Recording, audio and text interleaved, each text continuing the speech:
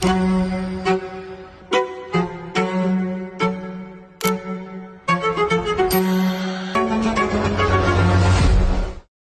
evening, everyone, and welcome to our webinar tonight where we are talking about, are you ready for the future? What are you doing to prepare yourself for the world of crypto, Web3, and now definitely the AI revolution? I absolutely really believe in some of the blockchain technology is going to solve some of the problems with AI scams at the moment. I won't divert too much, but I really think that this intersection is going to be a part of the future. And I think the people that are taking the time to learn and upskill and figure out how they're going to prepare themselves for the future are the ones that are going to be able to develop those skills. And that's what we are going to be talking tonight. We are joined by Doris Lee, who you're going to hear from a little bit later. So she will do a proper, went a little bit too fast, proper introduction. But she has been in the space for a while as a recruiter. So she's been in the space for a while. She understands it. She's seen cycles. She understands trends, definitely AI. I wouldn't even call AI a trend, but there's definitely trends within AI at the moment. And then there's definitely trends within crypto and Web3 and AI. And it's her job as a recruiter and now a crypto career coach that focuses and specializes on crypto and Web3, but also naturally is implementing AI into that. And she's going to share with you some of her tips and tricks. So you're going to hear from her. For those of you that don't have not had a chance to meet myself, or we have not had a chance to meet, my name is Danielle Marie. I am the founder of Evolver, which is a mentorship and education platform specifically to support women in their journey into the digital economy. And then all things blockchain, I founded in November 2020. It's a nonprofit organization that I founded, and we host monthly educational networking events, primarily here in Australia, but now also nationally and globally. I'd love to connect with you. Go ahead if you have your phone, you can scan the QR code, connect with me on LinkedIn, or that's probably the most popular, or X, or whatever platform is your choice. Just quickly, I'm not going to talk too much because I want to get into the heart of the conversation. But for those of you that don't know what Evolver is, it's my passion project that I launched just over a year ago with a big, hairy, audacious goal of helping 1 million women to confidently enter in and thrive in this digital economy. And so we're going to do that through mentorship, education, and different community programs. And that's essentially everything that I kind of stand for. My background's in education for those of you that don't know. So if you want to learn more about Evolver, whether it's for yourself or if there's a gentleman on this call that has a lady, whether it's your sister, your mother, your aunt, your grandma, your neighbor, your aunt, anything, you can send them there. And we would love to see how we could support them on learning more. We have lots of free courses that they can do, perfect for beginners, free, guided, trusted community that they can go into, all 100% free. So make sure that they check out the Education Hub, or you check out the Education Hub. We've just added like 2 more courses, the Crypto Essentials and RWA, and we have some more that are on the way from Nexa. So I'm going to go through 5 quick tips, and then we are going to jump in a quick fireside chat and start talking about your future. And then Doris is going to take us through a workshop. So I do hope that you have your pens and papers ready for when she's doing her workshop so that you guys can really pay attention to the tips that she's giving you. So the tips that I'm going to give you is to be active in the community. Whether you are trying to break into the AI space or the Web3 space and you're trying to grow. I was having a mentoring session the other day with a lady, and I said the best way right now, especially for the Web3 space, it's a bear market. For the AI space, it's definitely a bull market. But the best way for a lot of these is to get involved with the community. And as you're upskilling yourself, if you're networking with people and making connections, a lot of the times that's when opportunities will happen. And when I say opportunities, a lot of the times it will be starting off roles or, little entry level positions or even volunteering your time just for work experience. But that kind of all comes through meeting people. So just be active in the community, whatever vertical that you want to be in. It's probably one of my biggest number ones. Be active, and that can be online or in person, whatever floats your boat. But just you really need to be active in these communities to really get the most of them and the most amount of opportunities. I think the days of like applying on Seeked and and LinkedIn, are kind of over, especially in the Web3 space. Upskilling continuously. So this industry definitely moves fast. Both of them, Web3 and AI, continuously growing. You have to be staying on top of it. So anybody that is interested in getting into the AI space, if you are not learning how to master prompt engineering or Claude or any of these tools right now, then you're already kind of behind the game. You need to start now. And then same with crypto and Web3, it's continuously changing. The fundamentals of blockchain don't change, but very, very important that you're continuously upskilling yourself, especially the experts, or if you're a domain expert in something. If you aren't learning how to kind of increase your productivity using these tools so you can kind of stay competitive or produce more with less hours, you're really doing yourself a disservice. Find somebody who's done it before. This is definitely a great way. So if you're into AI, if you want to learn how to vibe code, if you're wanting to start your own crypto project, go and find somebody that's done that before, or at least even just follow them. If they have a newsletter, follow their posts. Reach out to them and see if they do offer types of mentoring. But that's is a great way to have somebody to help you along the way. Start building your footprint. So, and this can be done in very many ways. So, demonstrating how active you are. And so you can do that in different ways. What's your Web3 resume? So I'm going to leave that up to Doris because she's going to go through that. But what activities are you doing on chain? How is it being represented on, through your content that you're creating? How is it representing online? So if you're building an IA project, are you sharing that with people? Are you using AI every day in your every day to be learning how to use these tools? So you really need to start building out your footprint and then being able to demonstrate so that down the track, when you look back, you're kind of like, oh, this is all the skills and how active I've been in the ecosystem. Pick a vertical and own it. It's a very wide industry, especially, we're talking about Web3 and AI. I've definitely been in the crypto and the Web3 space for a while.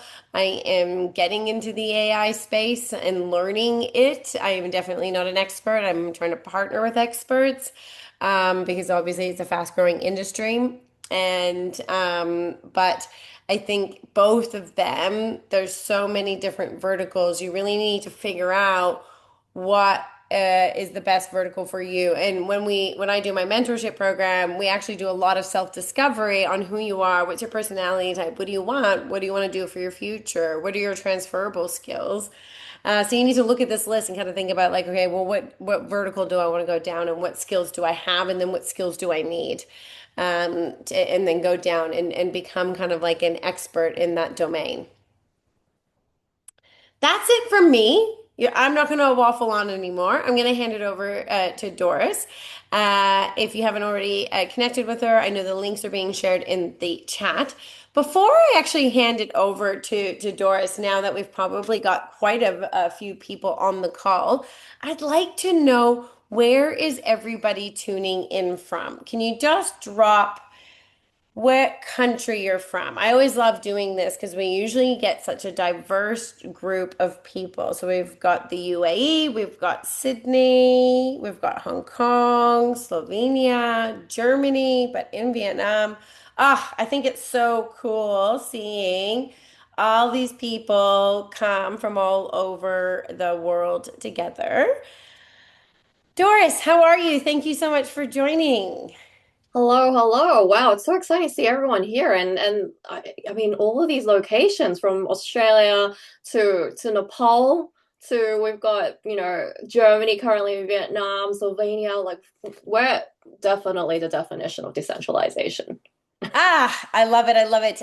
Yes, I do. And I actually when I did the mentorship program that is still kind of in play, but when we were doing starting it off and kicking it off, there was like women from all over the world. There was about 10 women and all of them went for a different country. And I was like, oh my, this was kind of like the vision, right? How do we build, this kind of global movement? So in-person events are great and amazing, and that's why I talked about community as being one of the number one importance, but it's also not practical to always be going to in-person events and education, and then also for people like us to share our knowledge. But it's much easier for me to jump on a Zoom than it is to schedule and and always go in. So let's use the power of technology.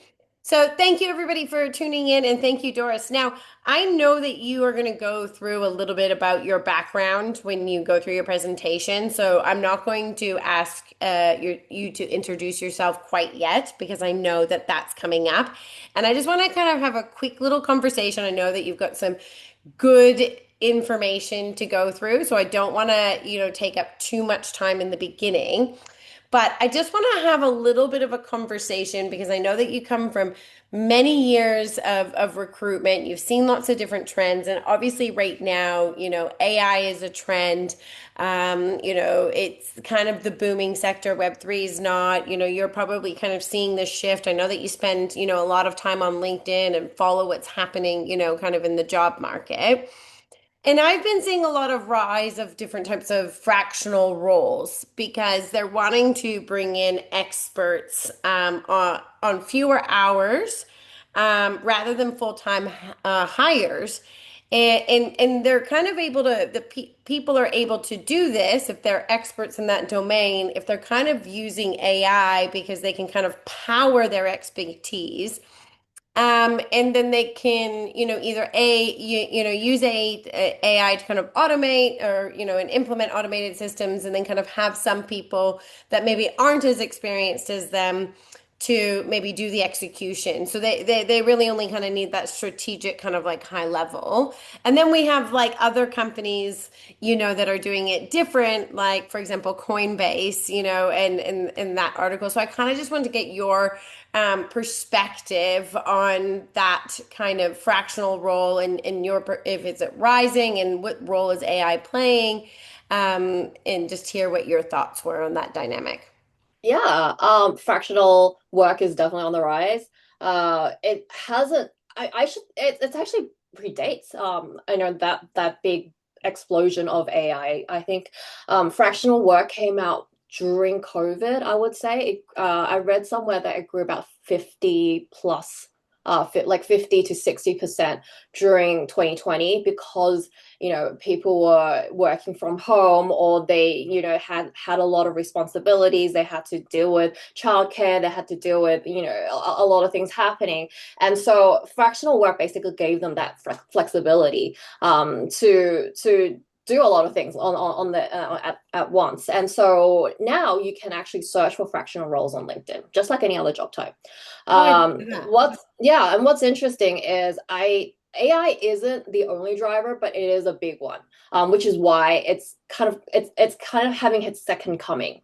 And so I think what's happening with AI is that it's making expertise more modular. So now companies can kind of buy like what you call expert judgment in smaller chunks. And so if they don't need someone full time, if they don't have the budget for it, they just need someone who, maybe 10 hours a week, then they can really look into this fractional work arrangement. So if you do want to look into fractional work, I would be probably telling you to go be positioning yourself as a go-to expert. You need like a clear, narrow domain. Not I do Web3, but I do tokenomics design or I do smart contract security. It has to be very explicit and very narrow. So that way, that's your niche, and you really hone down on it. You narrow and you show that you're using AI to deliver outcomes that are maybe 2, 3, 5 times faster than what was being done before. So that way, you can package your work as outcomes, and not as just I can do 10 hours a week for you, but not have anything to show for it. Well, I personally recently went through a scenario where I find it really hard to um yeah, hire people based off of like hours. It's like, oh, okay, 10 Mm, hours, but then it's like, well, no, I want to actually it's the output, right? And so like as long as I feel that that's a justified amount of output for a reasonable like amount of hours, but like if what takes one person 10 hours could take another person 30 hours. I'm not exactly. going to Yeah. pay for 30 hours. I want the result, but like this is the amount that I want to pay. So I've always found that challenge, especially when working with contractors. And if it's not a role where you're like clocking in and out like a supermarket or like a Mm. retail store, like when you're actually there in person and trading your time for money, like in that type of role, like you know what I mean, where you need to physically kind of like be there. I find it really quite hard, especially with remote, right? Like how do you monitor someone's performance? Yeah, it's hard because fractional roles, I feel like there's a lot of advantages, especially for people looking to break into Web3 or people that maybe don't have they have a lot going on in their life that they can't work full time, that you can still kind of keep the engine running and to show people that you're still involved in the industry. But at the same time, I think I will put the caveat out there that if you do take on fractional work, you have to also be able to have a very good clear understanding of what is expected of you. So like what you said, right, with deliverables, in terms of the hours, in terms of the sort of support you'll be getting, the structure that you'll be walking into, because if you only have a set 10 hours a week, what is it that they want you to do within those 10 hours? Are they expecting you to build something full time, like that is a full-time sort of role, rather than Mm. just those 10 hours. So you really need to make sure you have a very clear set of expectations and a very clear, just really sit down, be So really direct with the founder that you're working with. Yeah. yeah, you have to have a really clear scope.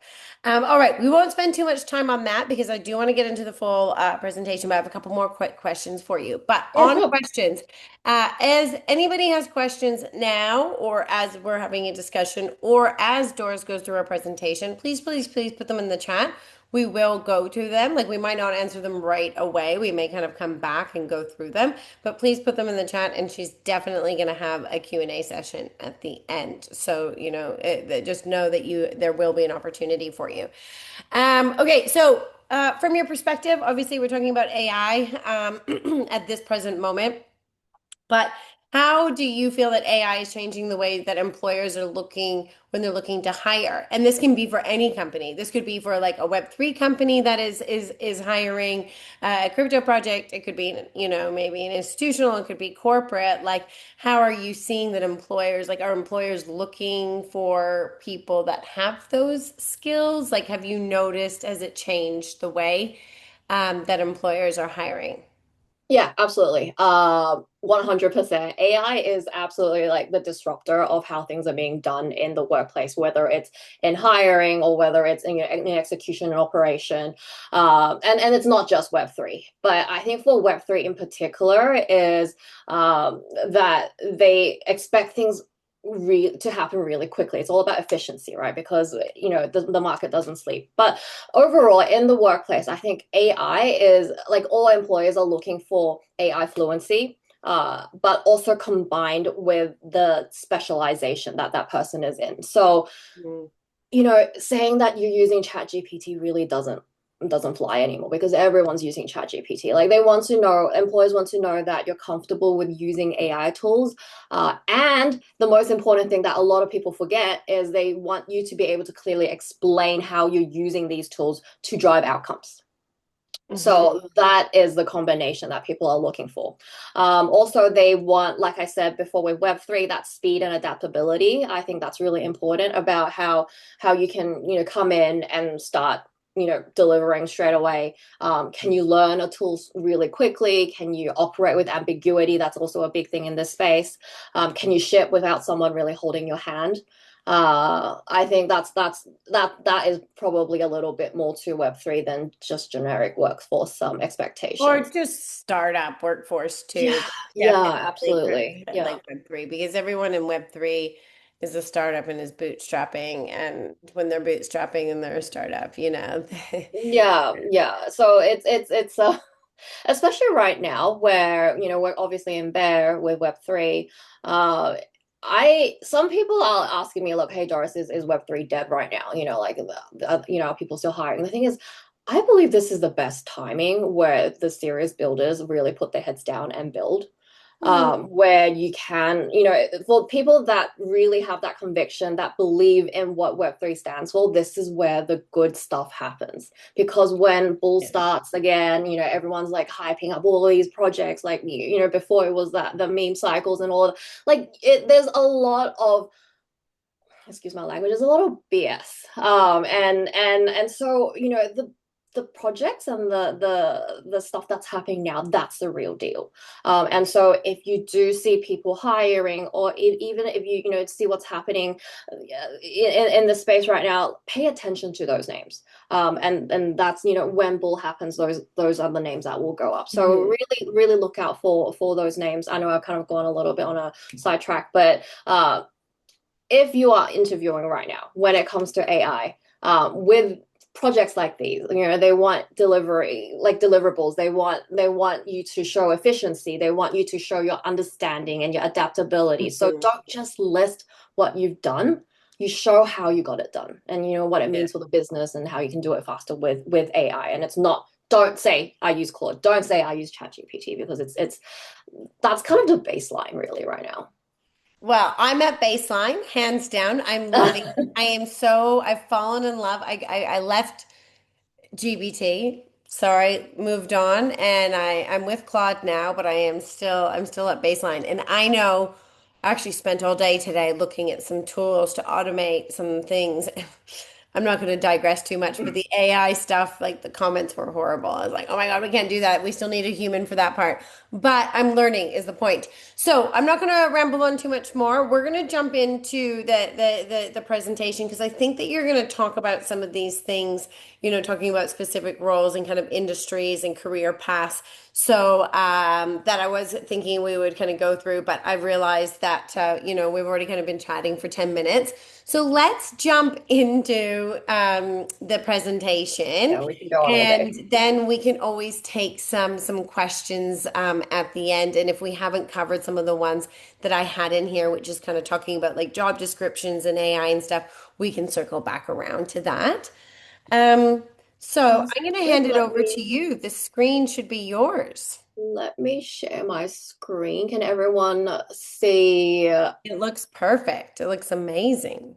Thank you. So I'm gonna pay everything back. I know we've been talking about AI, but when it comes to kind of developing your career, especially in Web3, Web3 is a very different beast compared to some other industries out there. So I'm going to be talking about how to make your resume and LinkedIn work for this space. So just a little bit about me before I start.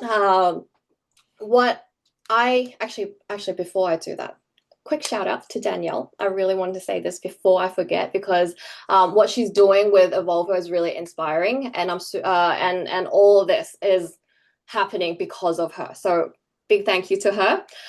What I want you all to walk away with today is that we're going to be looking at resumes and LinkedIn through the eyes of someone who's actually hired in Web3.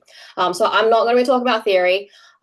This is all coming from my years of experience from being a recruiter in-house and an agency recruiter.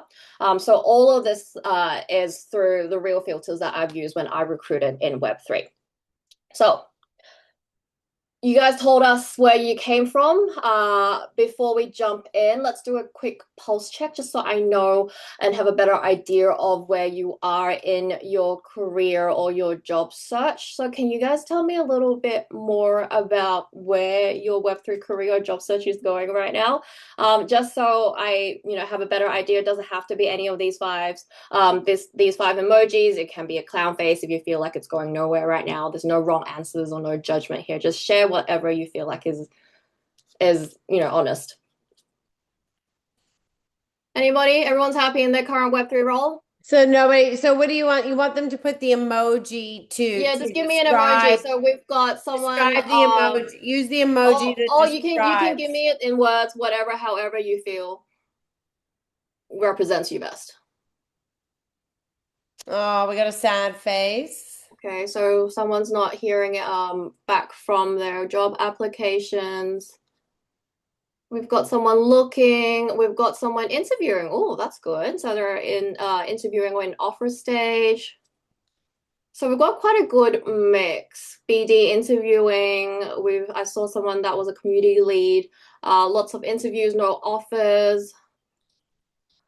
Okay.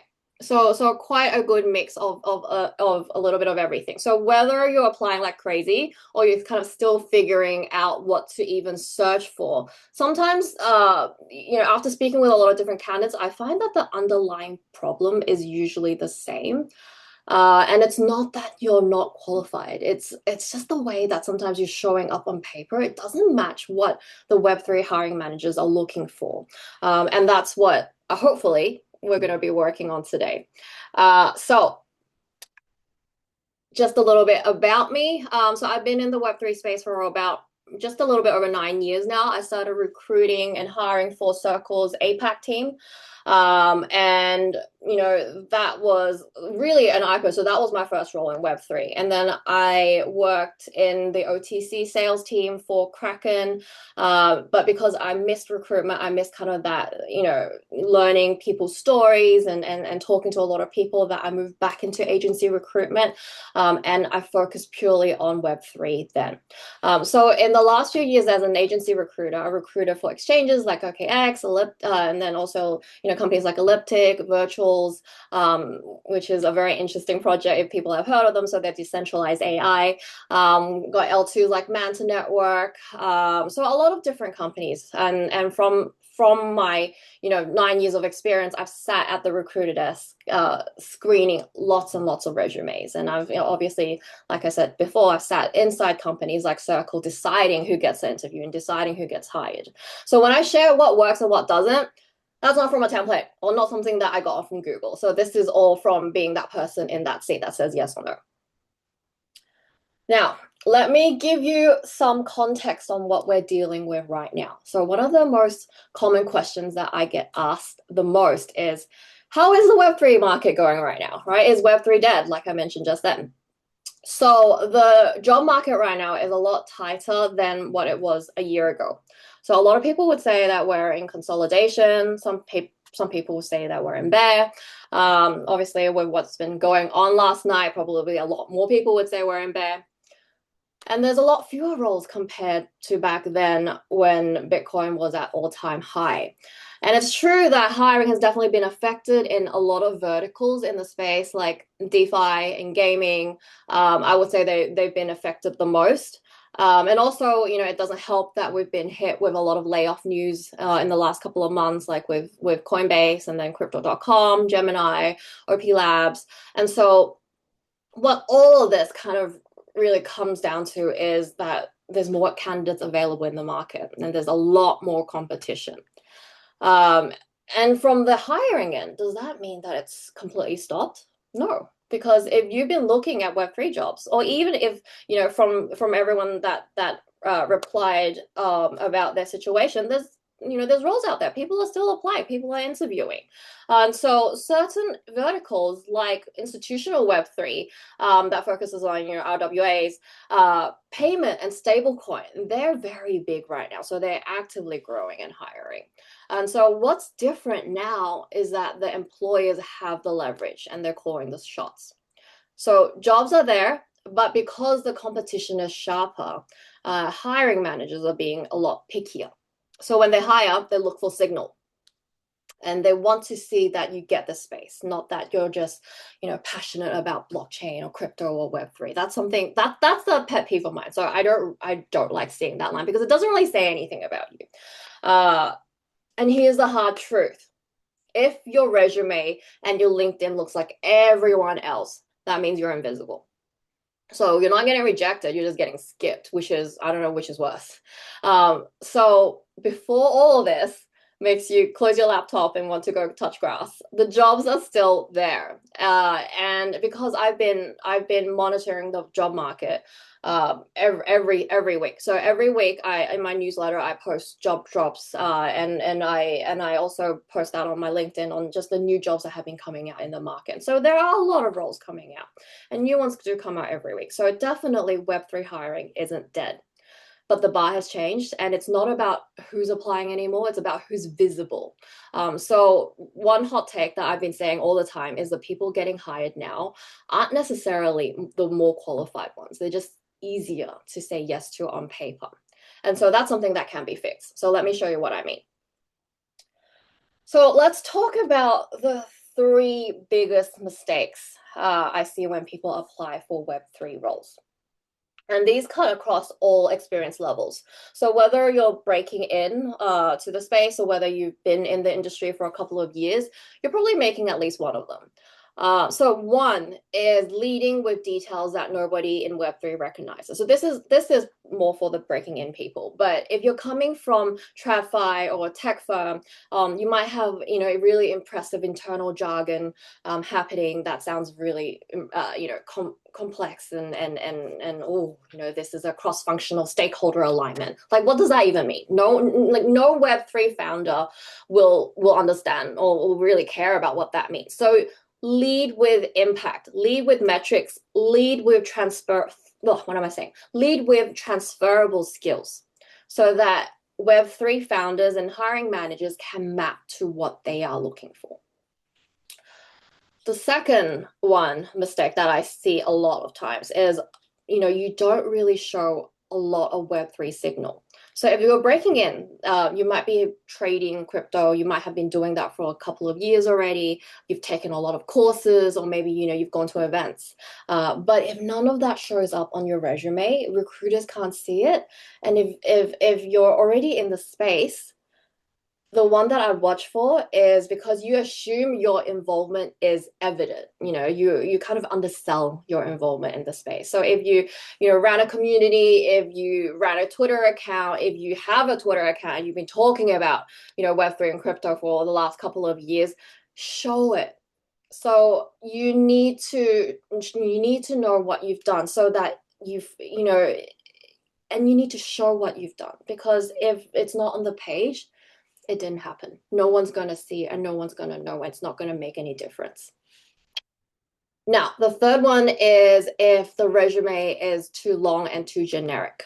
So if you apply to, say, exchange with the exact resume that you've sent to a DeFi protocol, or if you apply to a stablecoin company with the exact resume that you've sent to maybe somewhere in Web2, it's not going to roll. Because if you're not speaking, like the first point, if you're not speaking the same language, or if you're not saying something that they want, then it's not going to mean anything to them. If you have, a lot of pages, if you list out every job that you've had, if your bullets are about things that the hiring team isn't even looking for, then it's just wasting space. A hiring manager at a startup, they move fast. And so, especially, if you're showing your resume to a recruiter, it's true. Recruiters only take about 6 seconds to decide whether or not you're worth more of their time. And so I would say definitely 1 to 2 pages, tops, even for someone who's been in the space for 15, 20, 25 years. 2 pages max, and every line earns its place. So if a bullet doesn't make them think that this person can do the job, it's dead weight.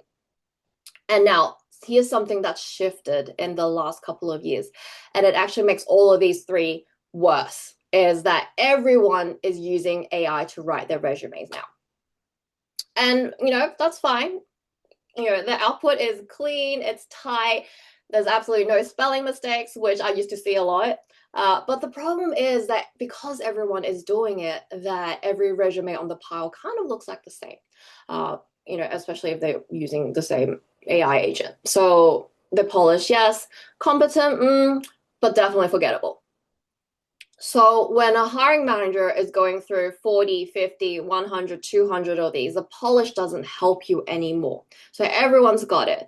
And what managers and recruiters are looking for now is the thing that AI can't do, which is whether you're actually able to get the problem that they're trying, whether you actually get the problem that they're trying to solve. So by all means, you can use AI to clean things up, but don't lean on AI. Don't make AI write the resume for you. You need to give it the context, the output, the metrics, the what you've delivered. That has to come from you. That can never come from AI. Okay, so I'm gonna move on to this next part where this resume. So look at this resume for 10 seconds. If you were a founder hiring for a Web3 growth role and you had 200 applications come through, would you want to keep reading? Just drop a yes or a no in the chat.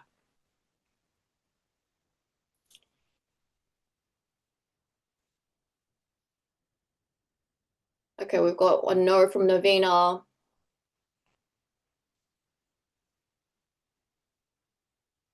No, no, no, it's a lot of text.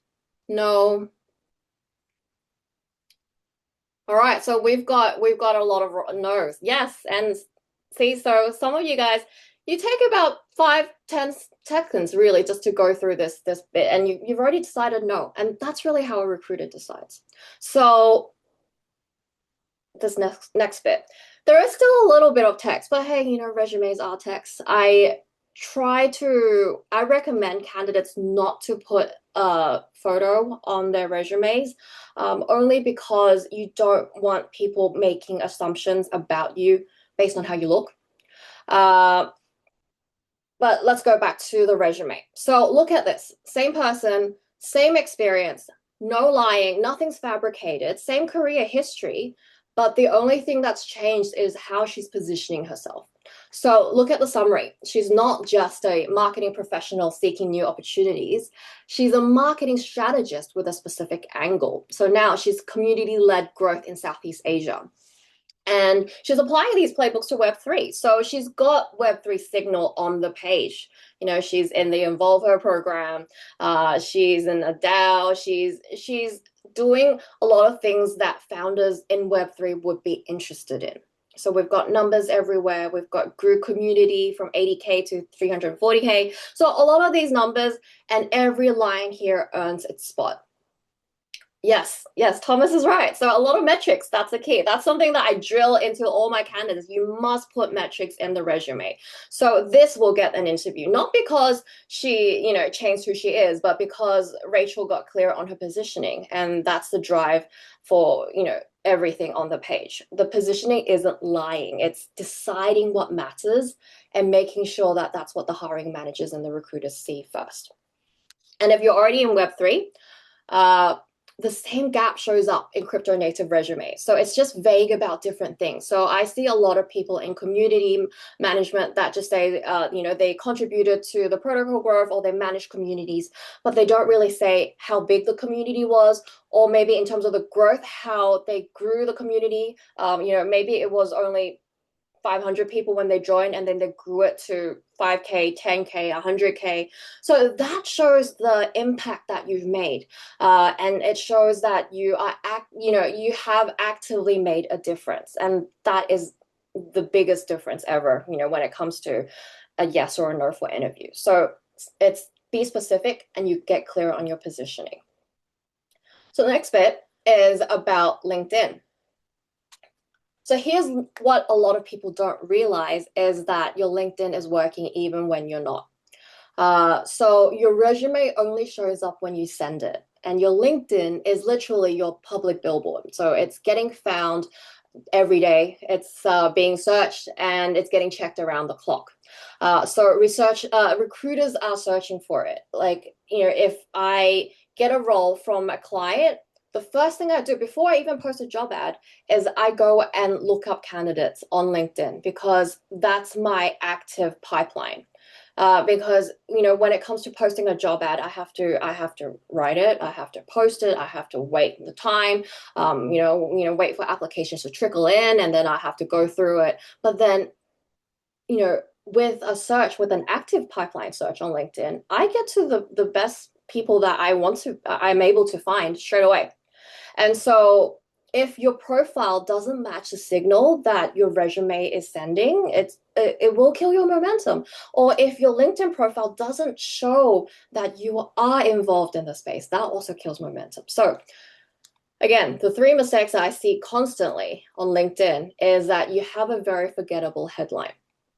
If it just says that your job title and is you're a marketing manager at Grab, using Rachel's example just then you're kind of wasting your most searchable, most visible line on your whole profile. So it's the same as your resume. So your headline is a positioning decision. You're choosing what you want to be known for before a recruiter even clicks. So headlines are big, big, big on LinkedIn. So make it a good one. The second mistake that I see a lot is that the people don't really put a lot of importance in their about section, or it's kind of very generic or very boring. It reads like a cover letter, maybe from 2015, where you're a detail-oriented professional and you have X amount of experience. So no one would want to read past that first line. And so this is where actually LinkedIn, I would say, beats a resume, because the about section is where your why Web3 story lives, right? Your origin story. Everyone loves a good crypto origin story. Like, how did you get into crypto? Or what makes you want to be in crypto? And so your angle, your personality, the reason why you're in the space, this lives here. And a resume can't do that. So use it, because it places you. It kind of gives people a much better idea of who you are.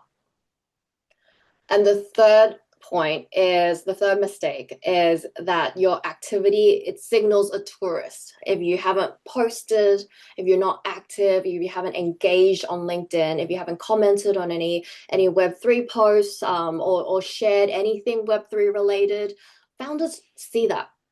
They check, recruiters check. And so just spending some time engaging on LinkedIn, that shows that you care about Web3, that you're involved, that you're part of the industry, part of the ecosystem.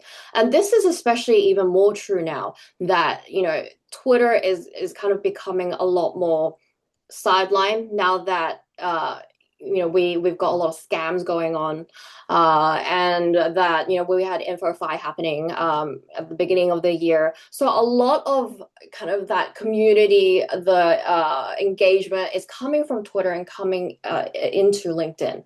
It also shows LinkedIn also allows a layer of legitimacy that Twitter doesn't provide. So I would say LinkedIn right now is probably the best platform to be building your professional Web3 profile.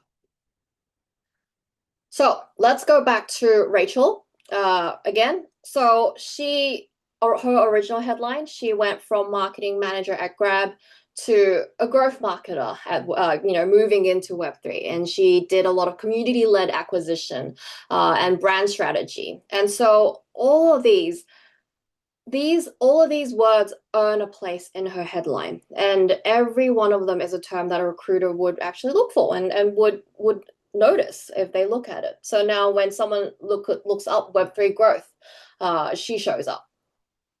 And when they see the headline of the results, then they want to click on it, because also another thing about Rachel is that she came from Grab. And Grab is, for people that don't know about Grab, Grab is kind of like Uber. So they grew really quickly through Southeast Asia. And so she would be coming from a, sort of a tech startup background that's, she's used to things moving really fast. And that's also something that a recruiter is looking for, because if, startup founder is hiring, then they would want someone that is flexible, that can put on a lot of hats at the same time. And also with Rachel, she shows that she's interested in Web3. So that's the headline part. And then for the about section, that's where your positioning either comes together or falls apart. So look at the before, right? It's all very blah, it's generic, it's passive, it could be anyone. And then the after is she spent 7 years growing communities, and launching products across Southeast Asia. Now she's taking these playbooks into Web3. So she's got a point of view. She's got energy. She tells you what she wants and why she's credible. So that's not a summary. That's a pitch in itself.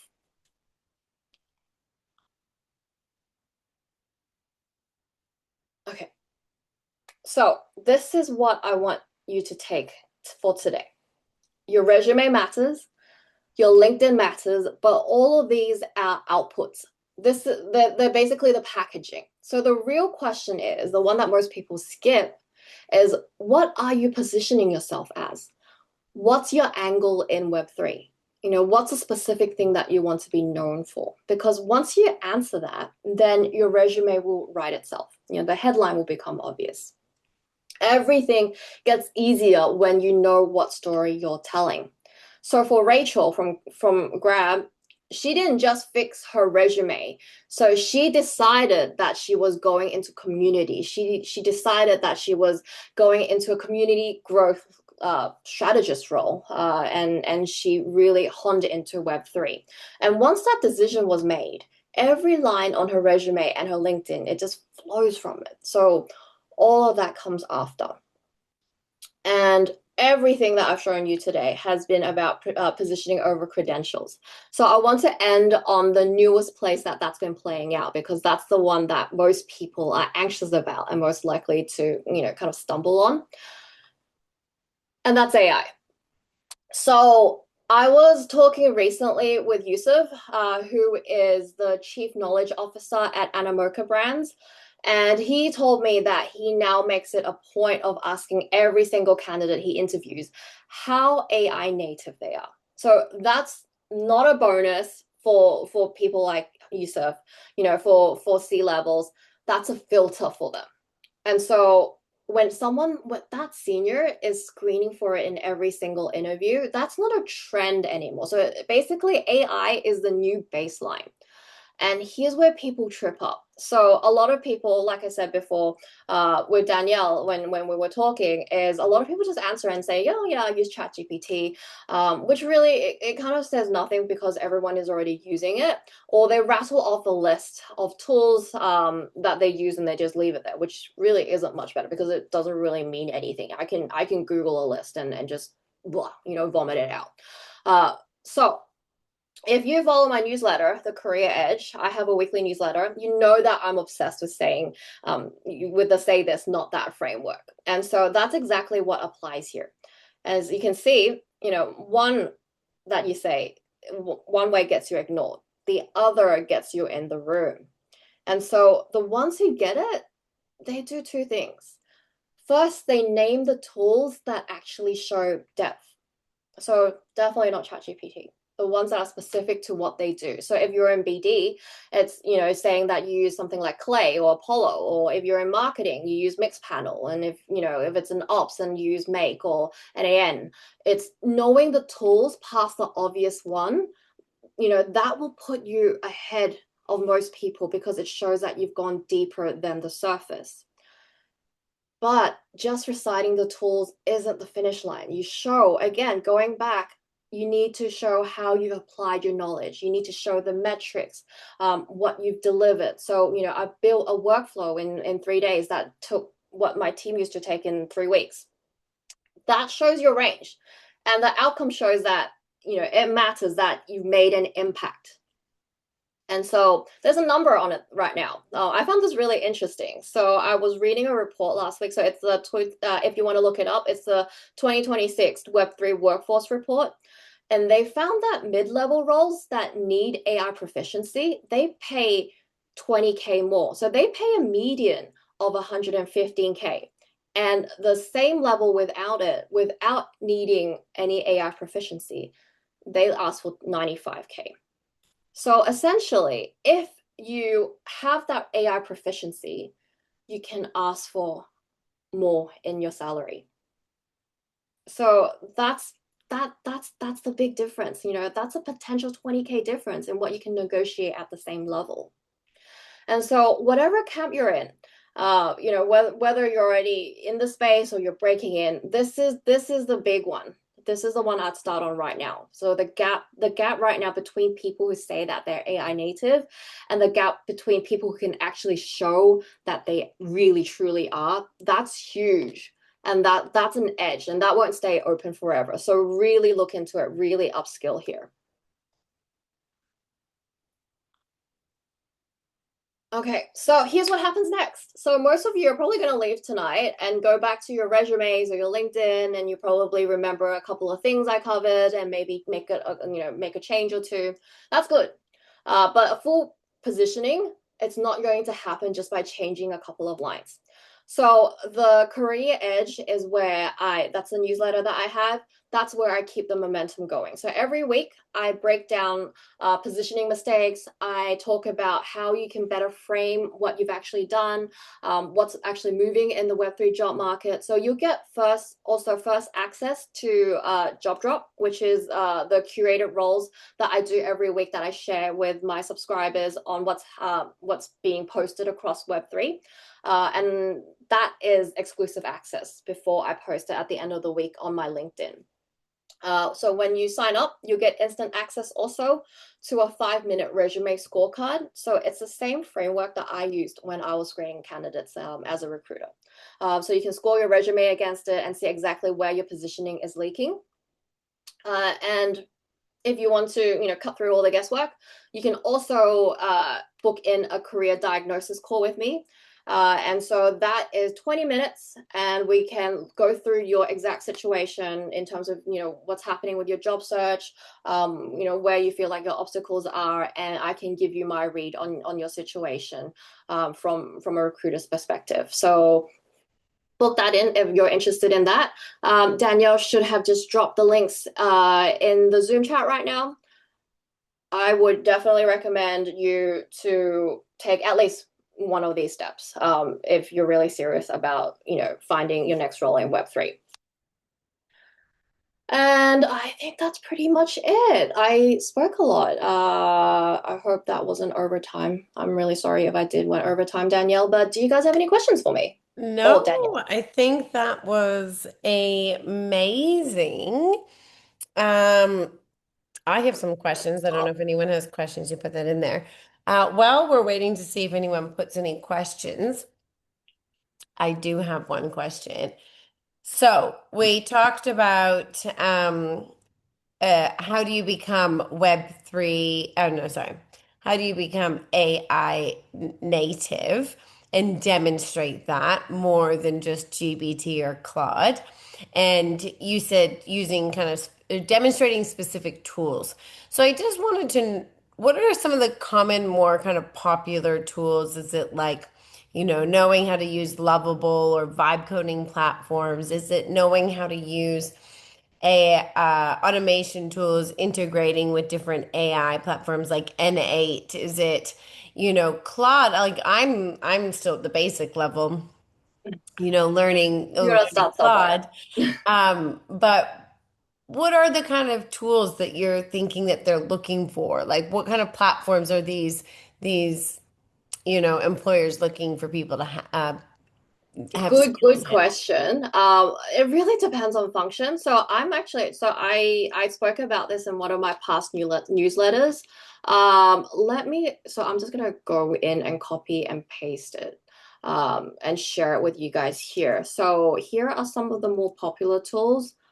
Oh, this isn't this. So this is a big chunk of text, but so for like Well, you people can respond after speaking. you paste it, otherwise it won't be work for Oh, the okay. recording. I see that. All right.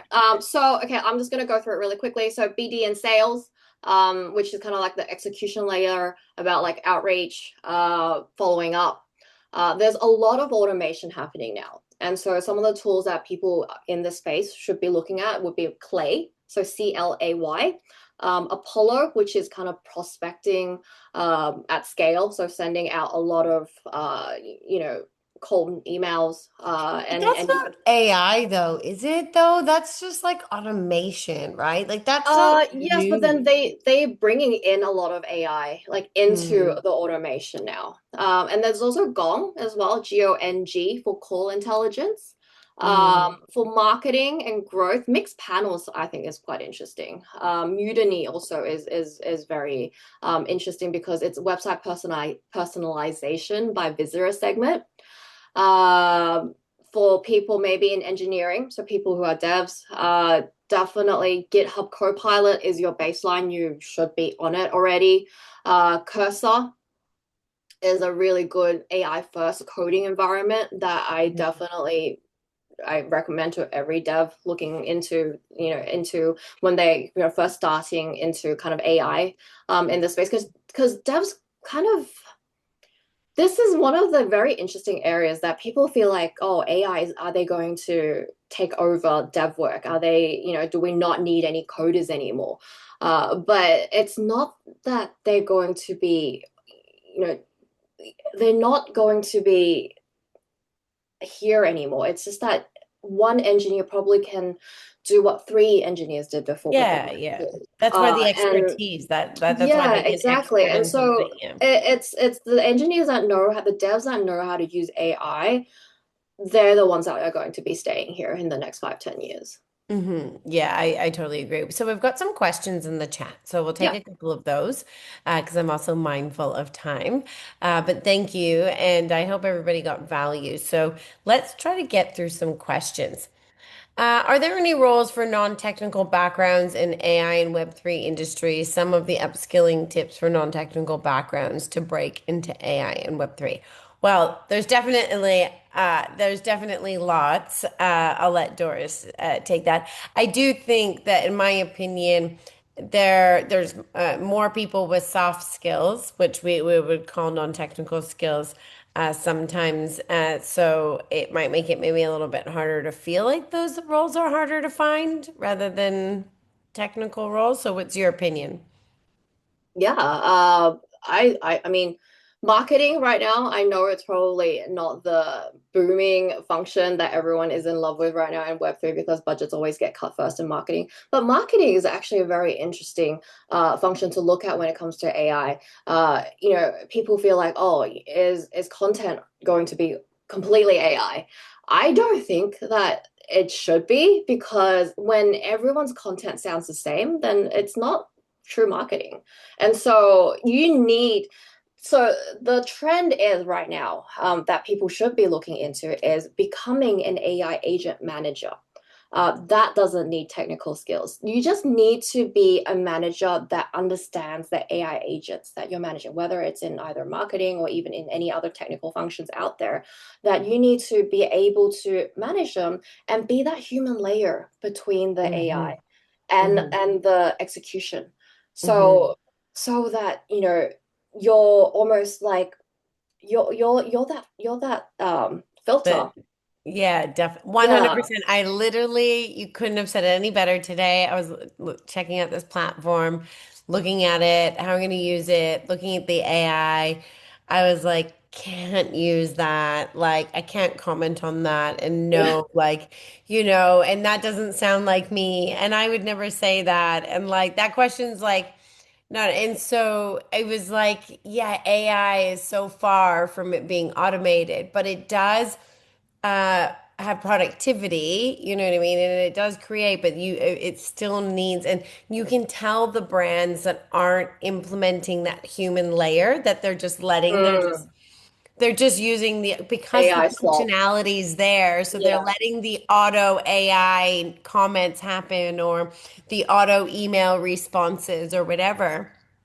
And I personally won't do that, but I still use it every single day to get me to a productivity point that I then need to intervene with a human or intervene myself. So I think that that's why I think more people are going to have more fractional roles. But that was for the conversation that we had earlier. So we've got a few more questions rolling in. So I'm going to try to whiz through them. This one seems a little bit long. I've been active in the Web3 communities, participated in events. I've created projects, but he still doesn't know how to turn that into work experience for his first Web3 job. So basically, I think what he's saying is that he's got background, his family's skeptical, but I think he's having like a hard time kind of breaking into the industry. So here's the question. That's the context. Here's the question. What practical steps would you recommend for a student like him to break into the Web3 and build a sustainable career? Okay, I'm gonna have to give high level advice just because I don't know enough about your background. But definitely, I mean, what Danielle started the whole workshop with, I think those are very practical steps that you should be looking into. So it's good that you're already active in communities and going to events. Are you showing your evidence of your involvement? Is that on your LinkedIn already? When you do try to break into Web3? Is that on your resume? How much of Web3 are you already putting on your resume? If your family is skeptical because the industry is volatile, show them how it's growing. Like, I mean, I get it. My family was skeptical when I was telling my mom, "Oh, hey, I'm gonna go into, in an industry where money is digital and there's this thing called Bitcoin, but then it's worth 5K." And she was like, wow, that, who gives it value? But we've moved so far from that right now. Banks are involved in it. We've got institutional involvement in this space. Like, we've got ETFs out there. We've got regulatory, compliance and all of that. The industry is going to be a little bit different to TradFi, yes. But I honestly don't think it's as volatile as it was ages ago. So, maybe educate them more, talk to them more about the space. And as you educate them more, you yourself will get a lot better at explaining Web3 and blockchain and everything that's involved. And that will also help you familiarize yourself with the space. If you want kind of more advice that's kind of directed against your situation, I would recommend you to book in a diagnosis call with me. So that's when I sit with you, one on one, and then we really look at your situation. I'll look at your background, what you've done, what you've studied, and then that way I can give you a little bit more kind of specific advice on how you can kind of break into the space. Perfect. Thank you. Yeah, it's hard definitely to tailor it on just but I also think that right now for everybody that's on the call or watching the recording, it's a tough market out there right now. Like I know so many people that like every time LinkedIn, there's another person that I know well in the industry that has lost their job from a well-paying, exchange, or they've been there for years or whatever it may be. So highly, qualified, experienced people are losing their jobs. So let alone people that are new to the industry. So my recommendation to most people, and I guess I'll ask you that too, what would be your recommendation? And then we've got one more question that we'll take before we wrap it up. Is my recommendation is to people that for the Web3 side of things, if you are still new and you're trying to get into the space, just be patient and know that this is the perfect time to be learning. Yes, a lot of the opportunities are volunteer roles. You still have to, like, I worked full time in hospitality while I did part time, you know, unpaid internships in the beginning to gain the work experience. And then I started doing meetups, right? Like you have to start small and sometimes that's how where you need to start. But if you start that now and you educate yourself, then when the next bull season comes around, like said at the beginning in those companies, you'll be positioned really well, right? Like right now might not be the best time, unfortunately, right? The AI space is different. It's booming, it's growing, but you also need to upskill yourself. So if you haven't already started playing with these tools, there's lots of different tools. Use Claude or GPT to tell you all the best AI tools to be using. That's Yes, the that's perfect use also a case. very good But then tip. go and learn how to actually use the tools and implement them to solve problems in people's businesses, right?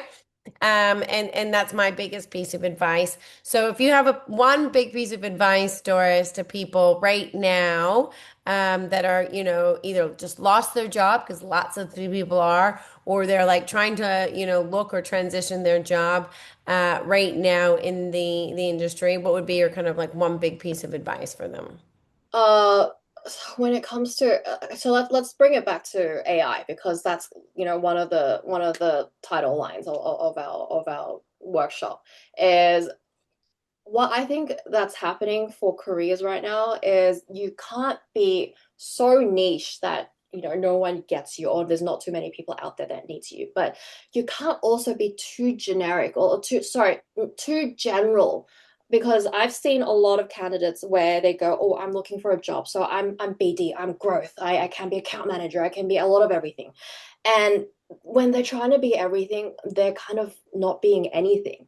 And so you need to be kind of a little bit of both. So you need to find an area to specialize in. Yes. So let's say you want to do growth.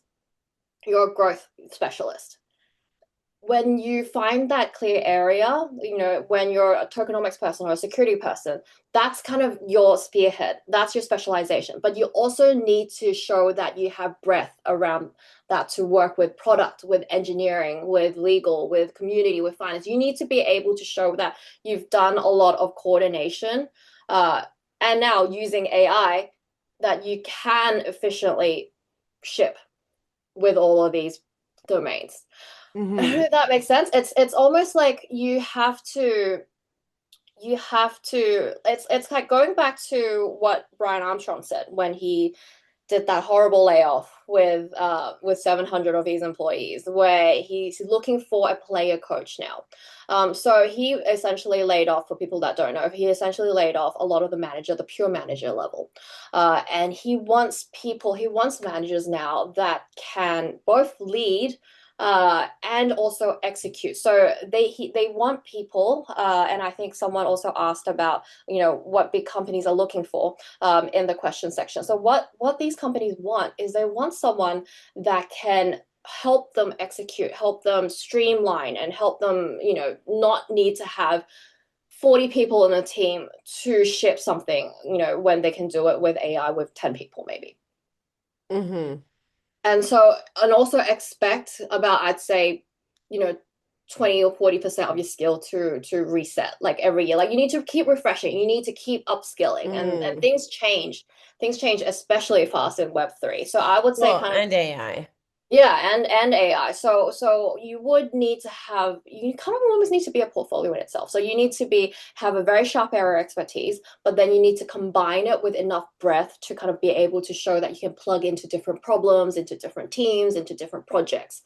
So that's kind of how you make yourself, Mm. unlayoffable. You make yourself very crucial within the team. And then Mm. if you when you bring in the fractional work and the AI, then that Hmm. kind of makes it more feasible. So that's kind of where I'm seeing the direction of Web3 going. All right, we've got two last questions and then we'll wrap it up. We've got one from Thomas and then one from Babette, and then we'll wrap it up. So Thomas is saying, what do you think that the usual gaps are when big companies in Web3 or in AI, Kraken Circle, compared to smaller ones? Thomas feels that he often doesn't hear back from kind of the big companies, but does from the smaller ones. So he's just kind of wondering, while he tries to land on regular based interviews at small and mid-sized companies. So maybe what is it that the bigger companies aren't seeing, but maybe the smaller companies are? I think is what he's asking. Um, I think when it comes to big companies and their hiring practices, um, so I'm not dissing because I used to come from these hiring teams, but they tend to be a little bit more snobbish in who they kind of bring in, and also snobbish in the sense where maybe they look for people that have done the same thing in a competitor. That's their most direct plug-in, right? They don't need to Mm. train. They know they have proprietary, competitor information. That's their first choice. Second choice would be then, people that have done the same thing, but maybe in a tier two company. So that's kind of what they look for when they screen through resumes.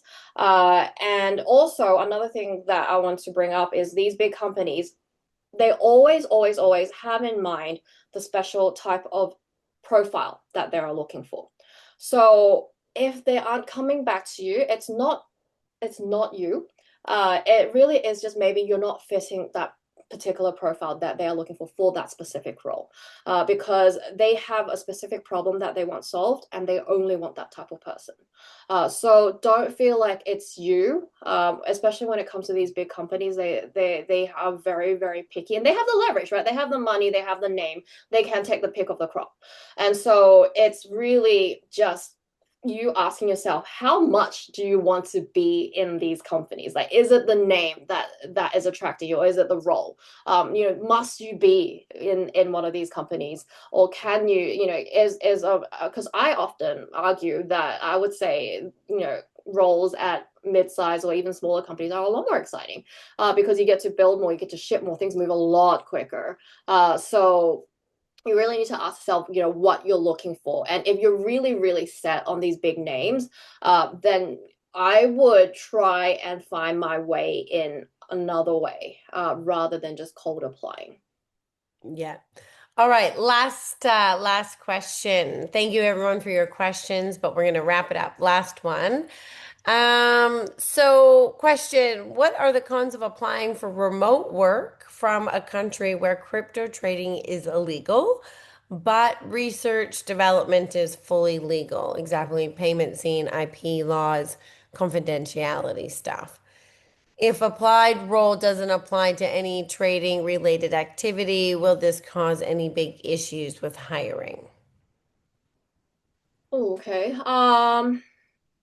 So I guess that's a unique one because it's basically from a country that maybe has banned, cryptocurrency trading, but more can you still work, in the development side of it and the research side of it and all that, even though the employee isn't, trading cryptocurrency.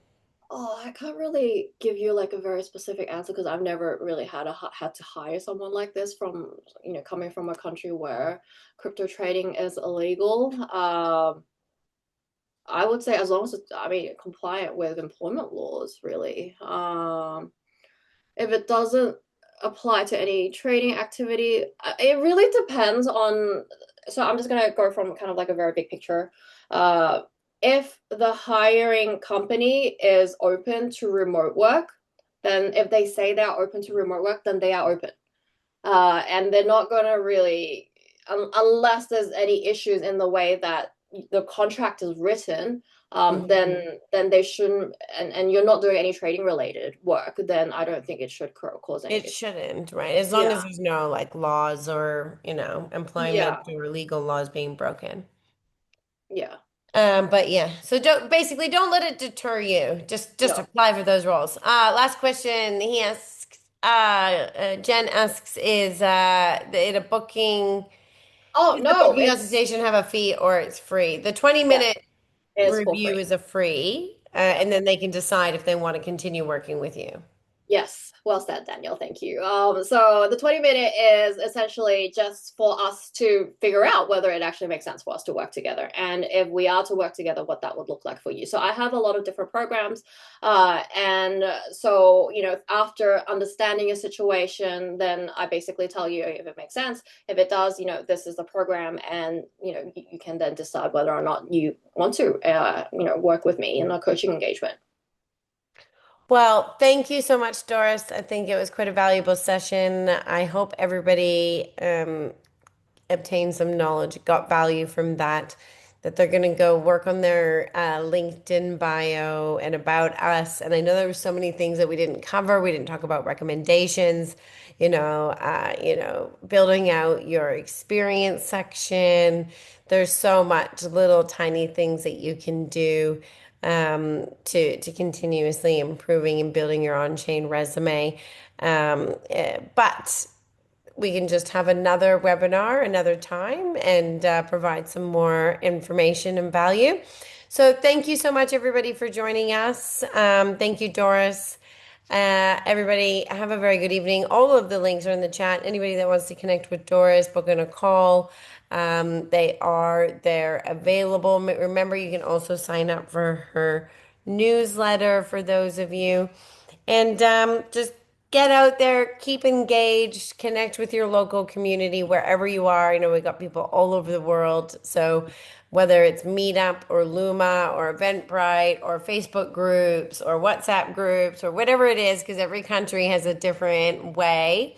Get out there online, Discord, X, Telegram. These are all the popular channels.